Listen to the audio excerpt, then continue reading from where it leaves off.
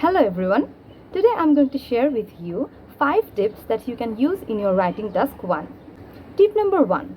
Identify the question type. There are several types of questions in IELTS writing task 1. So at first, after getting the question paper, you have to identify the question type and answer accordingly. Tip number 2. Mark the important data. You have to find out the important data in an IELTS writing task 1 and then answer accordingly. Tip number 3. Manage your time. Don't spend too much time on writing task 1 that you don't get time for writing task 2. So try to manage your time so that you can finish both of the tasks. Tip number 4. Do not generate too short or too big answers because it can lower your band score. Tip number 5, and the most important tip for today, is that do not try to give your own opinion. Yes, you heard it right.